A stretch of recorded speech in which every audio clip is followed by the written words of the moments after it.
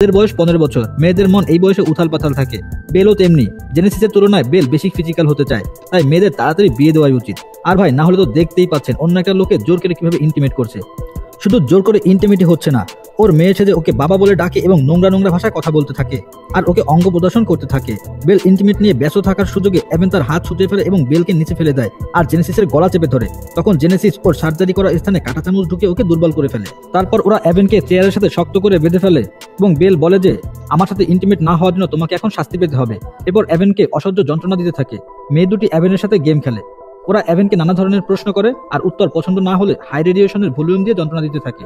কিছু সময় এভাবে গেম খেলার পরে লুইস আসে ক্যারেনের বানানো মূর্তি এক্সিবিশনে নেওয়ার জন্য।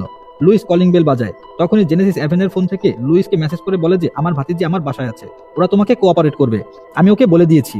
তারপর জেনেসিস দরজা খোলে, লুইসের মূর্তি আনতে যায়, তবে মূর্তির কাছে গিয়ে কিছু গড়বড় দেখতে পায়। মূর্তিটা যেমন থাকার কথা ছিল তেমনটা নেই।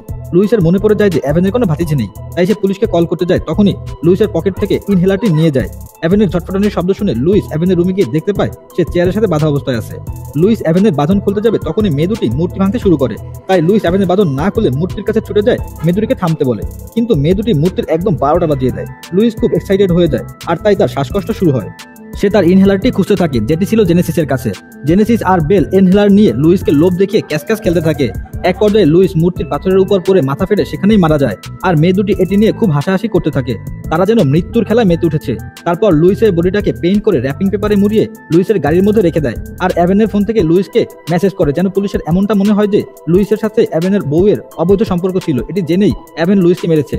এরপর এভেনের পালা। লুইসের পর্ব শেষ করে মেয়ে দুটি এভেনের কাছে আসে আর প্রশ্ন করে যে একজন বেইমানের কি শাস্তি হওয়া উচিত। এভেন ওদের কনভিন্স করার অনেক চেষ্টা করে, কিন্তু কোনো লাভ হয় না। জেনেসিস বলে যে একজন চিটারের শাস্তি হচ্ছে মৃত্যুদণ্ড। এভেন বুঝতে পারে যে ওরা এভেনকে মেরে ফেলবে।